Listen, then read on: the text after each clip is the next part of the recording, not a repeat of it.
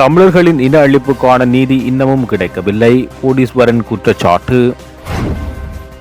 தெற்காசிய பிராந்திய ஒத்துழைப்பை தொடர வேண்டும். நாமல் வலியுறுத்து. நட்டத்தில் இயங்கும் 55 டிப்போக்கள் எடுக்கப்படவுள்ள நடவடிக்கை. சீனா நிர்வகிக்கும் துறைமுகம் குறித்து எச்சரிக்கையாக உள்ள இந்தியா. நடைமுறையானது அர்ச்சுனா எம்பிக்கு விதிக்கப்பட்ட தடை. வியாழேந்திரனுக்கு சற்றுமுன் நீதிமன்றம் பிறப்பித்த உத்தரவு. இந்தியாவுடன் நாம் நல்ல நண்பர்கள், அதுதான் அரசியல் என்கிறார் டில்வின். பட்டதாரிகள் 30,000 பேருக்கு வேலை வாய்ப்பு, அமைச்சரவையின் அறிவிப்பு. சர்வதேச நாணய நிதியத்தின் இலங்கைக்கான புதிய தூதுக்குழு தலைவர் பிரதமருடன் சந்திப்பு. குற்ற செயல்களின் சட்டக்கோவை சட்டம் மூலம் சபையில் நிறைவேற்றம். வடக்கு மாகாணத்துக்கு தொடர்ச்சியான ஆதரவு, ஆசிய அபிவிருத்தி வங்கி உறுதி. கண்டி பாடசாலையில் இயங்கி வந்த வதை முகாம், வெளியான தகவல்கள்.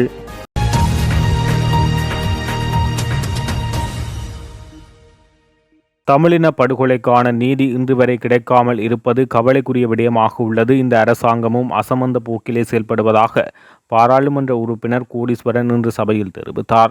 தேசபந்து தென்னக்கோன் அவர்களுக்கு எதிராகவும் அவரது பதவி நிப்பாட்டுவது சம்பந்தமாகவும் கொண்டு வந்த பிரேரணை மிகச் சிறந்த ஒரு பிரேரணையாக இருக்கின்றது. நாட்டிலே கூடுதலான குற்றச்செயல்கள் அன்று தொடக்கம் இன்று வரை நடைபெற்றுக் கொண்டே இருக்கின்றது. கடந்த ஆட்சி காலத்திலே 1956ஆம் ஆண்டிலிருந்து தற்பொழுது வரை தமிழர்களுக்கான அந்த நீதி மறக்கப்பட்டிருக்கின்றது. தமிழர்களுக்கு எதிராக குற்றச்செயல்கள் நடைபெற்றுக் கொண்டே வந்திருக்கின்றது.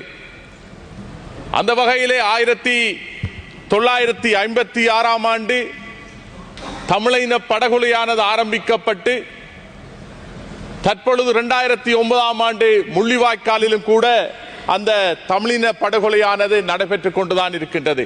அதற்கான நீதி விசாரணை என்பது இன்னமும் இந்த நாட்டிலே நடைபெறாமல் இருப்பதுதான் மிக கவலைக்குரியதும் வேதனைக்குரியதும் விடயமாக இருக்கின்றது.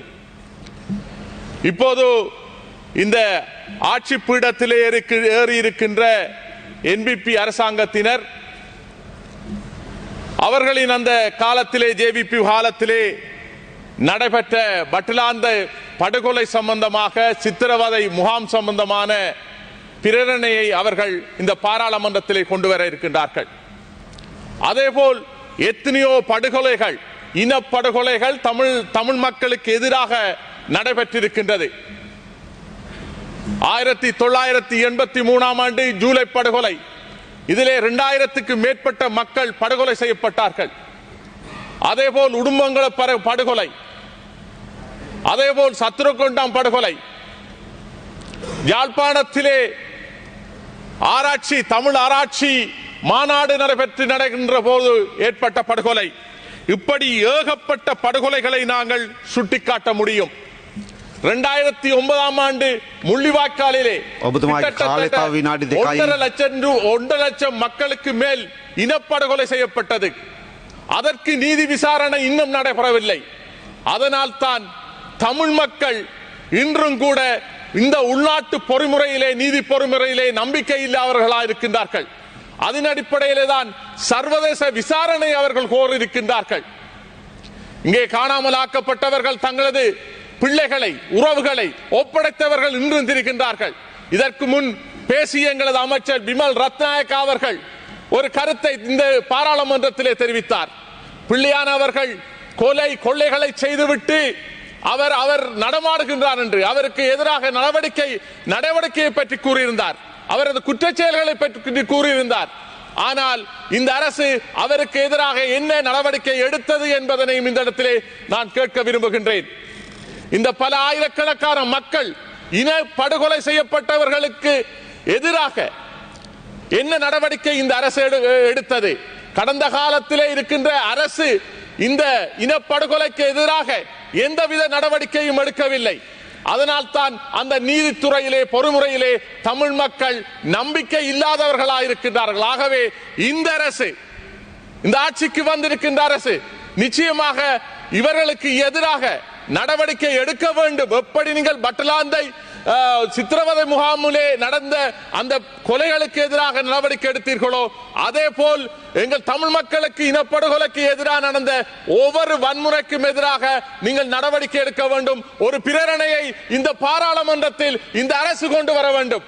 அப்பொழுதுதான் இந்த நாட்டில் மட்டுமல்ல சர்வதேசத்துக்கு கூட இங்கே இழைக்கப்பட்ட தமிழ் மக்களுக்கு இழைக்கப்பட்ட அநீதி என்பது வெளிப்படுத்தப்படும் என்பதனையும் இந்த இடத்திலே குறிப்பாக சுட்டிக்காட்ட விரும்புகின்றேன். மேலும் மக்கள் போராட்டம் நடத்துகின்ற பொழுது போலீசாரினாலும் ஏனைய அமைப்பினராலும் வலுக்கட்டாயமாக விசாரணைகளை மேற்கொண்டு அவர்களுக்கு எதிராக நடவடிக்கையை மேற்கொள்ளுகின்ற ஒரு துர்ப்பாக்கிய நிலைக்குள் இன்று தள்ளப்பட்டிருக்கின்றது. மக்கள் இல்மனை தடுப்பதற்கு எதிராக போராட்டங்களை நடத்துகின்ற பொழுது அந்த மக்களை விசாரணை என்ற போர்வையிலே போலீசார் அழைத்து சென்று அவர்களை இன்குவாரி பண்ணுவது உண்மையாக கவலைக்குரிய விடயமாக இருக்கின்றது. அவர்களுக்கான அந்த நியாயத்தை போராடுகின்ற பொழுது அதற்கான அங்கீகாரத்தை இந்த அரசு கொடுக்க வேண்டும். என்றால் பழைய அரசு மாதிரி வலுக்கட்டாயமாக அவர்களை ஆக்கிரமிப்புக்கு துன்புறுத்தலுக்கு உட்படுத்த கூடாது என்பதனையும் இந்த இடத்திலே தெளிவாக இந்த அரசிடம் கேட்டுக்கொள்கிறேன். நன்றி. தெற்காசிய நாடுகள் அரசியல் பிளவுகளுக்கு அப்பால் நகர்ந்து பகிரப்பட்ட வளர்ச்சி சவால்களை சமாளிக்க பிராந்திய ஒத்துழைப்பை தொடர வேண்டும் என பாராளுமன்ற உறுப்பினர் நாமல் ராஜபக்ச தெரிவித்துள்ளார். இலங்கையில் வளர்ச்சி திட்டங்களில் அரசியல் ரீதியாக ஏற்பட்ட தாமதங்கள் எரிசக்தி நெருக்கடிக்கு வழிவகுத்தன என அவர் குறிப்பிட்டுள்ளார். இந்தியாவில் இன்று நடைபெற்ற ரைசிங் பாத் உச்சி மாநாட்டில் கலந்து கொண்டு கருத்து தெரிவிக்கும் போது அவர் இதனை தெரிவித்துள்ளார். கடந்த 2 ஆண்டுகளில் அரசியல் காரணங்களின் அடிப்படையில் சில வளர்ச்சி திட்டங்களை நாங்கள் முற்றிலும் புறக்கணித்துள்ளோம். உதாரணமாக சம்பூ திட்டம் 2015 தொடக்கத்திலிருந்து, அதேபோல் ஈரானிய நிதியத்திலிருந்து உமாஓயா திட்டம் போன்றவை தாமதப்படுத்தப்பட்டன. இதன் விளைவாக 2022 நாங்கள் ஒரு எரிசக்தி நெருக்கடியை எதிர்கொண்டோம். அது பின்னர் நிதி நெருக்கடியாக மாறியது. பிராந்திய கூட்டாண்மையை நாம் குறுகிய காலத்துக்குள் அமைக்க வேண்டும். குறிப்பாக இந்திய பெருங்கடல் நாடுகள் ஒன்றிணைய வேண்டிய நேரம் இது. மேலும் இந்திய பெருங்கடல் நாடுகள் ஒன்றிணைந்து வர்த்தகத்தில் புதிய கூட்டாண்மைகளை உருவாக்க வேண்டும். அமெரிக்காவின் பரஸ்பர வரி விதிப்பானது இலங்கையின் ஆடைகள் அல்லது ஏற்றுமதிகளை நேரடியாக பாதிக்கும், ஆனால் இலங்கையின் கடல்சார் துறையையும் பாதிக்கும். நாங்கள் அதே நேரத்தில் வர்த்தகம் மற்றும் தளவாடங்களை பெரிதும் நம்பியுள்ளோம். இந்தியா போன்ற நாடுகளுடன் இணைந்து பணியாற்றுவதன் மூலம் பிராந்தியத்துக்குள் புதிய கூட்டணிகளை எவ்வாறு உருவாக்குவது மற்றும் புதிய கூட்டாண்மைகளை உருவாக்குவது என்பதை பார்ப்பது இது அவசியம். ஒரு முக்கிய அரசியல் குடும்பத்துடன் இணைக்கப்பட்டு சீர்திருத்தத்தை ஆதரிப்பதில் உள்ள சவால்கள் காணப்படும். ஆனால் நாம் அதை எவ்வாறு எதிர்கொள்கின்றோம் என்பது உலகளாவிய சூழலை புரிந்து கொள்வது பற்றிய சிந்தனை எமக்கு தரும் என தெரிவித்துள்ளார். இலங்கை போக்குவரத்து சபைக்கு சொந்தமான 109 டிப்போக்களில் 15 டிப்போக்கள் நட்டத்தில் இயங்குவதாக அமைச்சர் பிமல் ரத்நாயக்க தெரிவித்துள்ளார். இதேவேளை 54 டிப்போக்கள் லாபம் ஈட்டுவதாகவும் அவர் குறிப்பிட்டுள்ளார். பாராளுமன்றத்தில் வைத்து இன்றைய தினம் உரையாற்றும் போது அவர் இந்த விடயத்தை தெரிவித்துள்ளார். நட்டத்தில் உள்ள டிப்போக்களை மேம்படுத்த பல புதிய நடவடிக்கைகள் எடுக்கப்பட்டு வருகின்றன. நட்டத்தில் இயங்கும் 55 டிப்போக்களுக்காக பல புதிய நடவடிக்கைகளை பின்பற்றுவதற்கு நடவடிக்கை எடுக்கப்பட்டுள்ளது. திறமையற்ற முகாமையாளர்களை நீக்கி திறமையான டிப்போ முகாமையாளர்களை நியமித்தல், அதிகபட்ச அட்டவணைகளை இயக்குதல், பேருந்து சேவைகளின் எண்ணிக்கையை அதிகரித்தல், பயணிகளுக்கு விழிப்புணர்வு ஏற்படுத்துவதன் மூலம் மோசடி நடவடிக்கைகளை குறைத்தல், ஊழியர்களை ஊக்குவிக்க சம்பளத்தை திருத்துதல், ஊழியர்களுக்கு விழிப்புணர்வு பயிற்சி பட்டறைகள் நடாத்துதல், ஒவ்வொரு டிப்போவுக்கும் நாளாந்த இலக்குகளை வழங்குதல், பேருந்துகளின் எரிபொருள் நுகர்வை திறமையாக நிர்வகித்தால், வாங்கப்படும் பொருட்களின் தரத்தை தொடர்ந்து சோதனை செய்தல், டிப்போவின் செலவுகளை எப்போதும் கட்டுப்படுத்த தேவையான அறிவுரைகளை வழங்குதல், மாதாந்த கணக்குகளை ஆய்வு செய்து எதிர்கால நடவடிக்கைகளை மேற்கொள்ளுதல் மற்றும் டிப்போக்களில் இருந்து கூடுதல் வணிக நடவடிக்கைகளை மேற்கொள்ளுதல் போன்ற பல நடவடிக்கைகளுக்கு தற்போது கவனம் செலுத்தப்பட்டுள்ளதாக அவர் தெரிவித்துள்ளார்.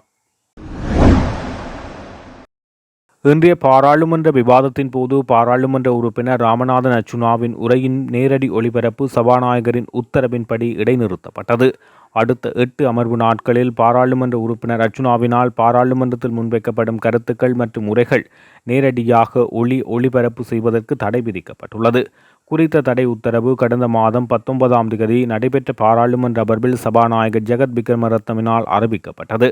இதன்போது அர்ச்சுனாவினால் பாராளுமன்றத்திலும் அதற்கு வெளியிலும் தொடர்ச்சியாக முன்வைக்கப்படும் வெறுப்பு பேச்சுக்கள் மற்றும் விமர்சனங்களால் இனங்களுக்கு இடையிலான நல்லிணக்கத்துக்கு பாதிப்பு ஏற்படுவதாகவும் சபாநாயகர் சுட்டிக்காட்டியிருந்தார். இதேவேளை அர்ச்சுனாவின் வெறுப்பு பேச்சுக்களை ஹன்சாட் பதவியிலிருந்து நீக்குமாறும் அவர் பணிப்புரை விடுத்திருந்தமை குறிப்பிடத்தக்கது. முன்னாள் பாராளுமன்ற உறுப்பினரும் தமிழ் மக்கள் விடுதலை புலிகள் கட்சியின் தலைவருமான பிள்ளையான் என அழைக்கப்படும் சிவனேசதுரை சந்திரகாந்தன் கைது செய்யப்பட்டார். கொழும்பிலிருந்து வருகை தந்த குற்றப்புலனாய்வு திணைக்களத்தினரால் கைது நடவடிக்கை முன்னெடுக்கப்பட்டுள்ளது. உயிர்த்த ஞாயிறு தாக்குதல் விவகாரத்தில் கைது நடவடிக்கை முன்னெடுக்கப்பட்டதாக தகவல்கள் வெளியாகியுள்ளன. விளக்கமறியலில் வைக்கப்பட்டிருந்த முன்னாள் அமைச்சர் எஸ். வியாளேந்திரனை பிணையில் விடுவிக்க நீதிமன்றம் உத்தரவிட்டுள்ளது. லஞ்சம் பெறுவதற்கு உதவி மற்றும் ஆதரவு வழங்கிய குற்றச்சாட்டில் வியாளேந்திரன் கைது செய்யப்பட்டு விளக்கமறியலில் வைக்கப்பட்டிருந்தார். இந்த நிலையில் அவரை 8ஆம் தேதி வரை மீண்டும் விளக்கமறியலில் வைக்குமாறு கொழும்பு நீதவான் நீதிமன்றம் உத்தரவிட்டிருந்தது. இதுகுறித்த வழக்கு கடந்த 1ஆம் தேதி கொழும்பு நீதவான் நீதிமன்றத்தில் விசாரணைக்கு எடுத்துக் கொள்ளப்பட்ட போது இந்த உத்தரவு பிறப்பிக்கப்பட்டது. இந்த சம்பவம் தொடர்பான விசாரணைகள் இன்னும் முடியவில்லை. இன்று லஞ்ச ஆணைக்குழு அதிகாரிகள் அளித்த தகவலை ஏற்றுக்கொண்ட கொழும்பு பிரதான நீதவான் தனுஜா லக்மாலி இந்த உத்தரவை பிறப்பித்தார். இந்த நிலையில் இன்று அவரை பிணையில் விடுவிக்க நீதிமன்றம் உத்தரவிட்டமை குறிப்பிடத்தக்கது. கடந்த காலங்களில் ஜேவிபி இந்தியாவுக்கு எதிராக போராடிய போதும் தற்போது இந்தியா மாறிவிட்ட நிலையில் கோபப்பட வேண்டிய அவசியமில்லை என ஜேவிபியின் பொதுச் செயலாளர் டில்வின் சில்வா தெரிவித்துள்ளார். நாங்கள் போராடினோம், அப்போது அது முடிந்துவிட்டது. இப்போது நாம் நண்பர்களாக இருக்க வேண்டும். அதுதான் அரசியல். தேசிய மக்கள் சக்தி தேர்தல் பொதுக்கூட்டத்தில் கலந்து கொண்டு கருத்து தெரிவிக்கும் போது அவர் இவ்வாறு தெரிவித்தார். தற்போதைய அரசாங்கம் நாட்டை இந்தியாவுக்கு காட்டிக் கொடுத்துள்ளது என எனும் கூறினால் அதனை நிரூபிக்குமாறு அவர் சவால் விடுத்துள்ளார். அனுரகுமார திசாநாயக்க இந்தியா சென்று இரு நாடுகளுக்கும் நன்மை பயக்கும் பல ஒப்பந்தங்களில் கைச்சாத்திட்டதாகவும் அங்கு விடுக்கப்பட்ட அழைப்பின் பிரகாரம் இந்திய பிரதமர் இந்த நாட்டுக்கு வந்து இரு நாடுகளுக்கும் நன்மை பயக்கும் பல ஒப்பந்தங்களில் கைச்சாத்திட்டதாக அவர் தெரிவித்துள்ளார். அரசு சேவைக்கு 30,000 பட்டதாரிகளை ஆட்சேர்ப்பு செய்ய அமைச்சரவை அனுமதி வழங்கியுள்ளதாக அமைச்சரவை பேச்சாளர் அமைச்சர் நலிந்த ஜெயதிச தெரிவித்துள்ளார். அரசாங்க தகவல் திணைக்களத்தில் இன்று அமைச்சரவை முடிவுகளை அறிவிக்கும் போது அமைச்சர் இவ்வாறு தெரிவித்துள்ளார். அரசியல் அழுத்தங்களின்றி தகமைகள் மற்றும் திறமைகளின் அடிப்படையில் அரசு துறைக்கு ஆட்சேர்ப்பு செய்வதே சமகால அரசின் கொள்கையாக உள்ளது. கோவிட்-19 தொற்று நோய் மற்றும் அண்மை காலத்தில் ஏற்பட்ட பொருளாதார நெருக்கடி காரணமாக வேலையற்ற பட்டதாரிகளின் எண்ணிக்கை அதிகரித்துள்ளது. தற்போதுள்ள அரசு நிலைமையில் கருத்தில் கொண்டு அரசு சேவையில் அத்தியாவசிய வெற்றிடங்கள் 30,000 ஆட்சேர்ப்பு செய்வதற்கு 2025 வரவு செலவு திட்டத்தில் 10 பில்லியன் ரூபாய் ஒதுக்கீடு செய்வதற்காக நிதி திட்டமிடல் மற்றும் பொருளாதார அபிவிருத்தி அமைச்சராக ஜனாதிபதியால் சமர்ப்பிக்கப்பட்ட வரவு செலவு திட்டத்துக்கு அமைச்சரவை அங்கீகாரம் கிடைத்துள்ளது. அரசு சேவையில் பல்வேறு நிறுவனங்களில் பணிக்குழாமினரை மீண்டும் மீளாய்வு செய்து அத்தியாவசிய ஆட்சேர்ப்புகளை மேற்கொள்வதற்காக விதந்துரைகளை சமர்ப்பிப்பதற்காக பிரதமரின் செயலாளர் தலைமையில் அதிகாரிகள் குழு ஒன்று நியமிக்கப்பட்டுள்ளது. குறித்த குழுவால் சமர்ப்பிக்கப்பட்டுள்ள விதந்துரைகளின் அடிப்படையில் தற்போது அரசு சேவையில் புதிய ஆட்சேர்ப்புகள் 11,853க்கு அமைச்சரவை அங்கீகாரம் வழங்கியுள்ளது. அதற்கிணங்க பொது நிர்வாக உள்ளூராட்சி மாகாண சபை அமைச்சர் சமர்ப்பித்துள்ள யோசனையை கருத்தில் கொண்டு 2025 வரவு செலவு திட்டத்தின் மூலம் முன்மொழியப்பட்ட வேலையற்ற பட்டதாரிகள் மற்றும் இளைஞர் யுவதிகள் 30,000 பேரை அரசு சேவையில் இணைத்துக் கொள்ளும் வேலை திட்டம் கீழ் நியாயமான ஆட்சேர்ப்பு நடவடிக்கை முறைகளுக்கு அமைய விண்ணப்பங்களை கோரி குறித்த ஆட்சேர்ப்புகளை செய்வதற்கான ஏற்புடைய அமைச்சுக்கள் துரித நடவடிக்கை மேற்கொள்ள வேண்டும் என அமைச்சரவை தீர்மானித்துள்ளது. சர்வதேச நாணய நிதியத்தின் தூதுக்குழு பிரதமர் அலுவலகத்தில் பிரதமர் கலாநிதி ஹரணி அமரசூரியவை சந்தித்து நாட்டின் பொருளாதார விவகாரங்கள் குறித்து கலந்துரையாடியது. சர்வதேச நாணய நிதியத்தின் ஆதரவிலான நிகழ்ச்சி திட்டத்தின் கீழ் இலங்கையின் இதுவரையிலான முன்னேற்றம் மற்றும் நாட்டின் எதிர்கால பொருளாதார இலக்குகளை அடைய தேவையான அடுத்த கட்ட நடவடிக்கை குறித்தும் இந்த கலந்துரையாடலில் கவனம் செலுத்தப்பட்டது. வளர்ந்து வரும் பொருளாதார சவால்கள் மற்றும் அவற்றுக்கான தீர்வு நடவடிக்கைகள் குறித்தும் இரு தரப்பினரும் கருத்துக்களை பரிமாறிக்கொண்டனர். இந்த நிகழ்வில் பிரதமரின் செயலாளர் பிரதீப் சபுதந்திரி, பிரதமரின் மேலதிக செயலாளர் திருமதி ஜாகரிகா போகவத்த, இலங்கைக்கான சர்வதேச நாணய நிதியத்தின் புதிய தூதுக்குழு தலைவர் இவான் பகோகெஜியா மற்றும் சர்வதேச நாணய நிதியத்தின் ஆசிய மற்றும் பசிபிக் திணைக்கள பிரதிப்பணிப்பாளர் சஞ்சய் பந்த், பணிக்காலம் முடிந்து செல்லும் இலங்கைக்கான தூதுக்குழு தலைவர் திரு பீட்டர் புரியர், சர்வதேச நாணய நிதியத்தின் பதிவிட பிரதிநிதி திருமதி மார்த்தா வோல்டமைக்கேல் மற்றும் வெளியுறவு அமைச்சு மற்றும் இலங்கை மத்திய வங்கியின் பிரதிநிதிகள் கலந்து கொண்டனர். இந்த நாட்டில் தற்போது உள்ளூராட்சி மன்ற தேர்தல் ஒன்று வந்துள்ளது. இந்த அரசாங்கம் முழுக்க பொய் சொல்லி ஜனாதிபதி தேர்தல் மற்றும் பாராளுமன்ற தேர்தல் ஆகியவற்றை வெற்றி பெற்றுள்ளனர். மீண்டும் பொய் கூறி உள்ளூராட்சி மன்ற தேர்தலில் வெற்றி பெற இருக்கிறார்கள். எனவே மக்கள் கவனமாகவும் நிதானமாகவும் வாக்களிக்க வேண்டும் என ஸ்ரீலங்கா சுதந்திர கட்சியின் மன்னார் மாவட்ட அமைப்பாளரும் நானாட்டான் பிரதேச சபையின் வேட்பாளருமான NMF ஃபாரிஸ் தெரிவித்தார். மன்னாரில் உள்ள அலுவலகத்தில் நேற்று மாலை இடம்பெற்ற ஊடக சந்திப்பின் போது அவர் இதனை தெரிவித்தார். கடந்த ஜனாதிபதி தேர்தலின் போது அனைவரும் மகிழ்ச்சியுடன் எதிர்பார்த்த விடயம் ஜனாதிபதியாக அனுரகுமார திசாநாயக்க தெரிவு செய்யப்பட்டால் நாட்டில் பாரிய மாற்றம் ஏற்படும், அந்த மாற்றத்தினூடாக மக்களுக்கு விமோசனம் கிடைக்கும் என அனைவரும் எதிர்பார்த்த ஒரு விடயமாக காணப்பட்டது. அதன் அடிப்படையில் இந்த நாட்டு மக்கள் அனைவரும் அனுரகுமார திசாநாயக்கவுக்கு வாக்களித்து அவரை ஜனாதிபதியாக தெரிவு செய்தனர். அந்த வகையில் எங்களுக்கும் தோன்றியது அனுரகுமார திசாநாயக்கவுக்கு வாக்களிக்க வேண்டும் என்று. எனினும் நாங்கள் வேறு கட்சியைச் சேர்ந்தவர்கள் என்பதால் அவருக்கு வாக்களிக்கவில்லை. ஆனால் ஜனாதிபதி அனுரகுமார திசாநாயக்கவுக்கு வாக்களித்த மக்கள் அனைவரும் தற்போது தலையிலே கையை வைத்து கவலைப்படுகின்றனர். அவருக்கு ஏன் வாக்களித்தோம், அவர் சொன்னது எதையும் செய்யவில்லை, இதனால் மக்கள் தற்போது திணறிக் கொண்டிருக்கிறார்கள். முன்னாள் ஜனாதிபதி ரணில் விக்ரமசிங்கவின் ஆட்சி காலத்தில் இருந்த பொருட்களின் விலையை பார்க்க தற்போது பல மடங்கு அதிகரித்துள்ளது. இந்த சந்தர்ப்பத்தில் தற்போது உள்ளூராட்சி மன்ற தேர்தல் ஒன்று வந்துள்ளது. மக்கள் இந்த தேர்தலில் தெளிவாக இருக்க வேண்டும். இந்த அரசாங்கம் முழுக்க முழுக்க பொய் சொல்லி ஜனாதிபதி தேர்தல் மற்றும் பாராளுமன்ற தேர்தல் ஆகியவற்றை வெற்றி பெற்றுள்ளனர். மீண்டும் பொய் கூறி உள்ளூராட்சி மன்ற தேர்தலில் வெற்றி பெற இருக்கிறார்கள். எனவே மக்கள் கவனமாகவும் நிதானமாகவும் வாக்களிக்க வேண்டும் என தெரிவித்துள்ளனர். குற்றவியல் நடவடிக்கை முறை சட்டக்கோவை சட்டத்தின் கீழான கட்டளை ஆகியவற்றின் விவாதத்துக்காக ஒதுக்குவதற்கு தீர்மானிக்கப்பட்டது. இதன்படி குற்ற செயல்களின் சட்டக்கோவை பாராளுமன்றத்தால் நிறைவேற்றப்பட்டது. வடக்கு மற்றும் கிழக்கு மாகாணங்கள் தொடர்பில் கூடுதல் கவனம் செலுத்துமாறு ஜனாதிபதி கேட்டுக்கொண்டதற்கு அமைவாக தொடர்ச்சியாக ஆசிய அபிவிருத்தி வங்கியின் திட்டங்கள் முன்னெடுக்கப்படும் என வடக்கு மாகாண ஆளுநர் வேதநாயகனை சந்தித்த ஆசிய அபிவிருத்தி வங்கியின் பிரதிநிதிகள் குழு தெரிவித்தது. வடக்கு மாகாணத்துக்கு பயணம் மேற்கொண்டுள்ள ஆசிய அபிவிருத்தி வங்கியின் குழுவினருக்கும் வடக்கு மாகாண ஆளுநருக்கும் இடையிலான சந்திப்பு ஆளுநர் செயலகத்தில் இன்று செவ்வாய்க்கிழமை இடம்பெற்றது. இந்த சந்திப்பில் கருத்து தெரிவித்த ஆளுநர் மாவட்ட செயலாளராக வடக்கின் 4 மாவட்டங்களிலும் பணியாற்றிய காலத்தில் ஆசிய அபிவிருத்தி வங்கியின் பல திட்டங்களுடன் இணைந்து பணியாற்றியமை நினைவு கூர்ந்ததுடன் வடக்கு மாகாண மக்களுக்கான உதவிகளுக்கு நன்றிகளையும் தெரிவித்துக் கொண்டார். வடக்கு மாகாணத்தின் குறிப்பாக யாழ்ப்பாண மாவட்டத்தின் குடிநீர் தேவையை பூர்த்தி செய்வதற்கு கூடுதல் கவனம் செலுத்தப்பட வேண்டும் என குறிப்பிட்ட ஆளுநர் அதற்காக ஆசிய அபிவிருத்தி வங்கியின் நிதி உதவியில் கடல் நீரை நன்னீராக்கும் திட்டம் முன்னெடுக்கப்படுவதையும் குறிப்பிட்டார். வடக்கு மாகாணத்தின் எதிர்கால தேவைகளையும் கருத்தில் கொள்ளும் போது குறிப்பாக முதலீட்டு வலயங்களை வடக்கில் ஆரம்பிக்க உள்ள நிலையில் அவற்றுக்கும் குடிநீர் தேவை என்பதால் அதையும் கருத்தில் எடுக்க வேண்டும் என ஆளுநர் சுட்டிக்காட்டினார்.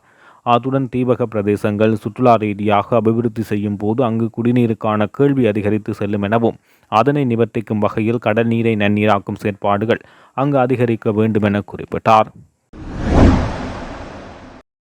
ஜனநாயக தமிழரசு கட்சியின் தலைவரும் ஜனாதிபதி சட்டத்தரணியுமான KV தவராசாவின் ஊடகவியலாளர் சந்திப்பு யாழ்ப்பாணத்தில் இன்று இடம்பெற்றது.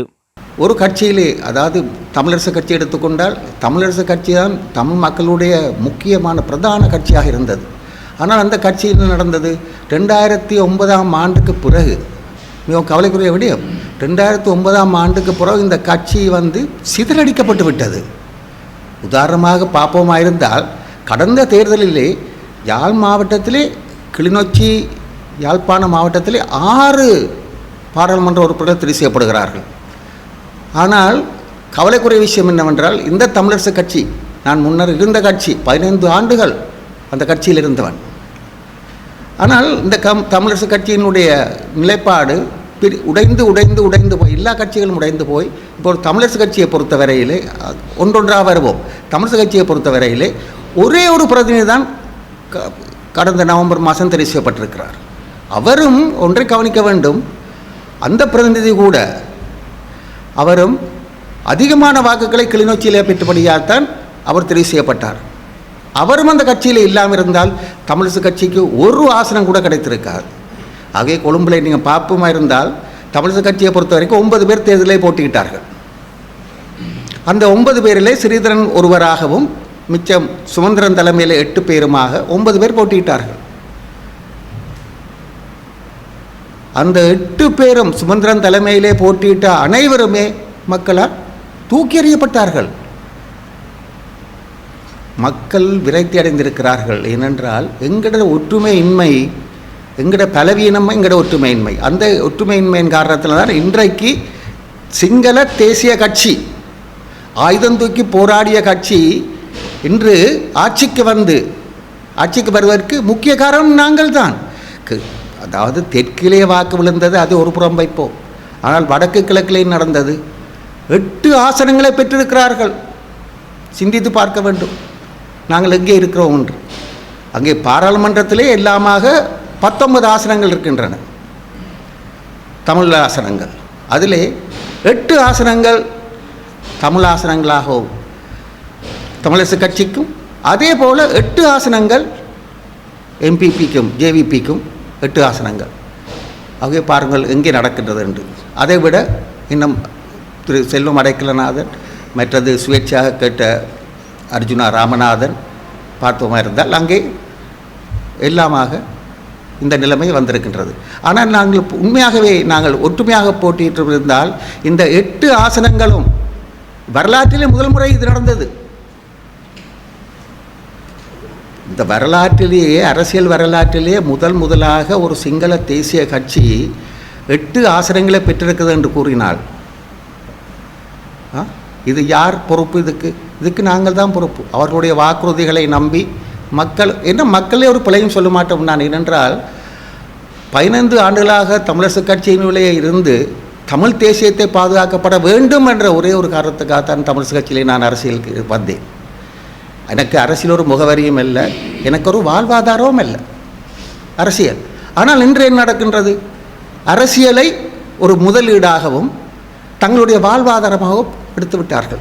மக்களை பற்றி கவலைப்படவில்லை. ஒவ்வொருவரும் நான் ஏற்கனவே கூறியது போல தமிழ் தேசிய போர்வையில் அந்த போர்வையை பொறுத்து கொண்டு தங்களுடைய பொருளாதாரத்தை, தங்களுடைய வளர்ச்சியை, தங்களுடைய பொருளாதாரத்தை நன்றாக பெருக்கிக் கொண்டார்கள். யாரும் பேரை கூற வேண்டிய அவசியமில்லை, எல்லோரும் எங்களுடைய மக்கள் அறிவார்கள். என்னென்ன முறையிலே அவர்கள் பொருளாதாரத்தை ஸ்திரப்படுத்தி கொண்டார்கள் என்பதை மக்கள் அறிவார்கள். நான் பேரை கூற தேவையில்லை. ஆகவே இந்த நிலைமை இன்று மாற வேண்டுமாயிருந்தால் இன்னொரு விடயத்தை நான் முக்கியமாக இங்கே குறிப்பிட வேண்டும் என்னவென்றால், நாங்கள் தமிழரசு கட்சியிலிருந்து இறுதியாக நானாக ராஜினாமா கொடுத்து விலகியவன். என்னென்றால் என்னை கட்சி விலத்தவில்லை, நானாகத்தான் விலகினேன். என்னென்றால் தொடர்ந்தும் அந்த சேத்துக்குள் இருக்க நான் விரும்பவில்லை. அது சேராக்கிவிட்டது. தந்தை செல்வா உருவாக்கிய அந்த வீடு இன்று எனக்கு சில வார்த்தைகள் வந்தாலும் அதை நான் தவிர்த்து கொள்கிறேன். அந்த வீடு அது நாசமாக போய்விட்டது. அந்த வீட்டில் இருந்து ஒரு வழியை பார்க்க வேண்டும் என்று அந்த அடிப்படையிலே தான் நான் இறுதியாக பார்த்தேன். இதிலிருந்து விலக வேண்டிய காலத்தின் கட்டாயம் என்று விலகித்தான் நாங்கள் மிக குறுகிய காலத்துக்குள் ஒரு 3-4 கிழமைக்குள் ஒரு ஜனநாயக தமிழரசு கூட்டமைப்பு என்ற ஒன்றை புதிதாக உருவாக்கி அந்த தேர்தலிலே போட்டியிட்டோம்.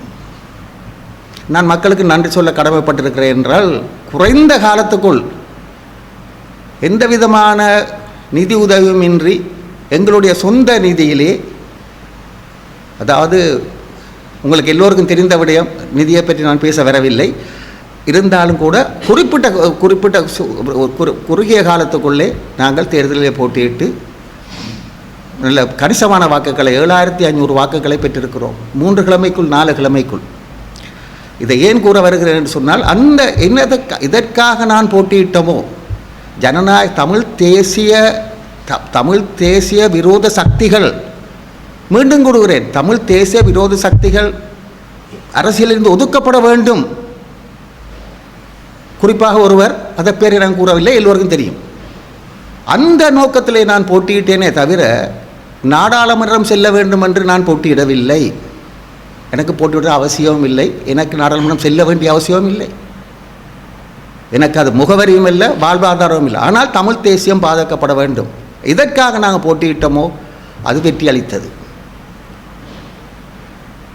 அந்த யாரு நாடாளுமன்றம் செல்லக்கூடாது என்று கருதினோனோ அவர் மக்களால் தோற்கடிக்கப்பட்டார்.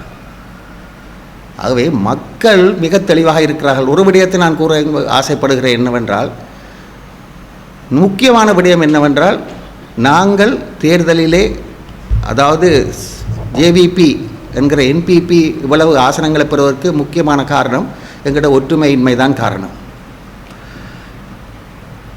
தமிழரசு கட்சியினுடைய வேட்பாளர் அறிமுகத்திலே திரு சுமந்திரன் அவர்கள் கூறியிருந்தார்,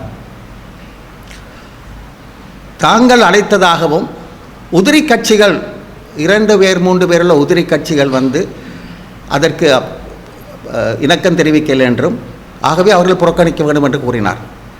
நான் மிகவும் தாழ்மையாக கூறிக்கொள்ள விரும்புவது என்னவென்றால், தமிழ் தேசிய முக்கியமானபடியாக தமிழரசு கட்சிக்கு பிறகு நாங்கள் தமிழ் தேசிய கூட்டமைப்பு ஒன்று உருவாக்கப்பட்டது. ஒப்பாரும் மிக்காரும் உள்ள தலைவர்களாக உருவாக்கப்பட்ட விடயம். அந்த தமிழ் தேசிய கட்சிக்குள்ளே பிரச்சனைகள் இருக்கலாம், அது வேறு விடயம். வீட்டுக்குள்ளேயும் பிரச்சனை இருக்கின்றது. ஆனால் உருவாக்கப்பட்ட அந்த 4 தமிழ் தேசிய கூட்டமைப்பு 2020 இந்த உள்ளூராட்சி தேர்தல் இப்பொழுது அறிவிக்கப்பட்ட போல 2023ஆம் ஆண்டு உள்ளூராட்சி தேர்தல் அறிவிக்கப்பட்டது. அந்த உள்ளூராட்சி தேர்தல் அறிவிக்கப்பட்டவுடன் தமிழரசு கட்சி மத்திய குழு நாடாளுமன்ற உறுப்பினர் சாணக்கியன் அவர்களுடைய இல்லத்திலே ஒரு கூட்டம் நடைபெற்றது, மத்திய குழு கூட்டம். அப்போ மத்திய குழு கூட்டத்துக்கு நானும் சென்றிருந்தேன். மத்திய குழுவிலே ஒரு தீர்மானம் ஒன்று முன்வைக்கப்பட்டது. நாங்கள் தமிழரசு கட்சி தனித்து போட்டியிட வேண்டும் என்ற ஒரு தீர்மானம் ஒரு பிரேரணை வைக்கப்பட்டது. அது ஏற்கனவே கதைத்து விட்டு வந்து தான் மத்திய குழுவிலே அதாவது ஒத்திகை பார்த்துவிட்டு வருவார்கள் என்று அதே மாதிரி ஒத்திகை பார்த்து வந்து நடந்த விடயம். அப்பொழுது எல்லோரும் ஓரளவுக்கு அவருக்கு ஆதரவு தெரிவித்துக் கொண்டிருந்தார்கள். நான் மிகவும் ஒரு 20-25 நிமிடங்களாக நாங்கள் ஒரு சாதாரண தேர்தலுக்காக வேண்டி ஒரு உள்ளூராட்சி தேர்தல் அவசியமானது தான் இருந்தாலும் கூட அந்த அவசியமான அந்த தேர்தலுக்காக வேண்டி நாங்கள் தமிழ் தேசிய கூட்டமைப்பு உடைந்து விடக்கூடாது என்ற வாதத்தை முன்வைத்தேன். 20 நிமிடம். இறுதியில் அவர்கள் முடிவெடுத்தார்கள், நாங்கள் தனியைத்தான் போட்டியிடுவது என்று. இங்கே ஒரு விடயத்தை பார்க்க வேண்டும். தமிழ் தேசிய கூட்டமைப்பிலிருந்து மற்ற கட்சிகள் பிரிந்து செல்லவில்லை. பிரிந்து சென்றது தமிழரசு கட்சி. நான் அப்பொழுதே கூறியிருந்தேன். ஆனால் சேனாதிராஜா அவர்களுக்கும் தலைமை தாங்கினார். அவரும் என்னுடைய நிலைப்பாட்டில் அவரும் இருந்தார். ஆனால் அவருக்கு செயல்படுத்த முடியவில்லை. செயல் இழந்திருந்தார் என்று கூற வேண்டும். ஏனென்றால் அவர் ஒதுக்கப்பட்டார். கட்சிக்குள்ளே மாவை சேனாதிராஜாவும் திரு சம்பந்தன் அவர்களுக்கும் வளர்த்த கடா மார்பில் பாய்ந்த மாதிரி அவர்கள் மிகவும் கவலைக்குரிய விடயம். ஆனால் இருந்தாலும் சேனாதிராஜா அவர்களும் இந்த தமிழ் தேசிய கூட்டமைப்பு உடையக்கூடாது, சிதறக்கூடாது என்பதிலே என்னோடு இருந்தார். அதே போன்று மத்திய குழுவில் ஒரு உறுப்பினர் வவுனியாவைச் சேர்ந்த சேனாதி இதை தமிழ் தேசிய கூட்டமைப்பை உடைத்து நாங்கள் தனியே போகக்கூடாது என்ற கருத்திலே இருந்தார். ஆனால் இன்று என்ன நடக்கின்றது? தமிழரசு கட்சி தனித்து போய்விட்டு அவர்களுடைய தேர்தல் பிரசாரங்களிலே தமிழரசு கட்சி என்று போட்டு கீழே தமிழ் தேசிய கூட்டமைப்பு என்று போட்டிருந்தார்கள். டிவோர்ஸ் எடுத்தது பூரா அது போட இல்லாது. விவகாரத்தை எடுத்தால் விவகாரத்தை எடுத்த மாதிரி தான் பிரிஞ்சது தான். ஆனால் அது மக்கள் மடையர் அல்ல. அவள் இந்த பாட்டில் இப்பொழுது இதை கேட்கிறார்கள், நாங்கள் பிரிந்து விட்டோம். ஆனால் உண்மையாக பிரித்தது யார்? அதை நாங்கள் தெளிவாக எல்லோருக்கும் தெரிந்த விஷயமாகவே 2023ஆம் ஆண்டு இந்த உள்ளூராட்சி தேர்தலிலே தான் இந்த மாற்றங்கள் ஏற்பட்டது. ஆகவே முக்கியமான ஒரு விடயத்தை நான் கூற வருகிறேன் என்றால், பிரிந்து செல்வது ஒரு முக்கியமான விடயம் என்றால், நாங்கள் தேர்தலிலே ஒரு கட்சியை உருவாக்கி தேர்தல் பிரசாரத்துக்கு சென்றிருந்தோம். ஆனால் வேட்பாளரை பிரசாரம் செய்ய முடியாது. சட்ட ரீதியற்ற செயல்பாடு. இதை நான் மக்களுக்கு கூற வேண்டிய அவசியம் என்னவென்றால், தேர்தலுக்கு நாங்கள் சென்ற வேளையிலே, பிரசாரத்துக்கு சென்ற வேளையில் ஒரு உறவுகளை, அதாவது வாக்காளர் பெருமக்களை, தாய்மார்களை, சகோதரிகளை சந்திக்கும் சந்தர்ப்பம் கிடைத்தது. அவர்கள் ஒரு இல்லத்துக்கு சென்றிருந்தேன், பருத்தித்துறையில். அந்த தாயார் என்னை அழைத்து தனது மகளை கூப்பிட்டார். எங்களுக்கு வந்த துண்டு பிரசுரம் எல்லாத்தையும் கொண்டு வாருங்கள் என்றார். ஒரு 15-20 இருக்கும். 15-20 இருக்கும். அந்த தாய் என்னிடம் கேட்ட கேள்வி, இதோ பாருங்கள், 15-20 தான் நீங்கள் பிரிந்திருக்கிறீர்கள். சுயேட்சை குழு ஒரு பக்கத்தால் 20 கிட்ட, கட்சிகள் 15-16 கிட்ட. அது நாங்கள் என்ன செய்கிறது? நியாயமான கேள்வி. மக்கள் சலிப்படைந்ததுக்கும் வெறுப்படைந்ததுக்கும் அவர்கள் அதிருப்தி அடைந்ததுக்கும் முக்கிய காரணம் எங்களுடைய பிளவு. அவர்கள் எங்களுக்கு வாக்களிக்க முடியாத சூழ்நிலையிலே தான், அவர்கள் ஒரு நம்பிக்கையிலே தான் சிங்கள தேசிய கட்சியான NPPக்கு வாக்களித்தார்கள். அதுக்கு நாங்கள் தான் பொறுப்பு. வாக்குகளை கூட்டி பார்த்தீர்களா இருந்தால், கடந்த தேர்தலில் நடந்த வாக்குகளை பார்ப்போமா இருந்தால், வெளிப்படையாக பிரிந்து போயிருந்தாலும் கூட மற்ற தமிழ் தேசிய கட்சிக்கு விழுந்த வாக்குகளை விட 80,000 வாக்குகள் தான் என்பிபிக்கு விழுந்திருந்தது 3 ஆசனங்கள் சிங்கள கட்சிக்கு. இங்கே மிகுதி 3 ஆசனங்கள் பிரிந்து பிரிந்து பிரிந்து எங்களுக்கு வந்திருந்தது.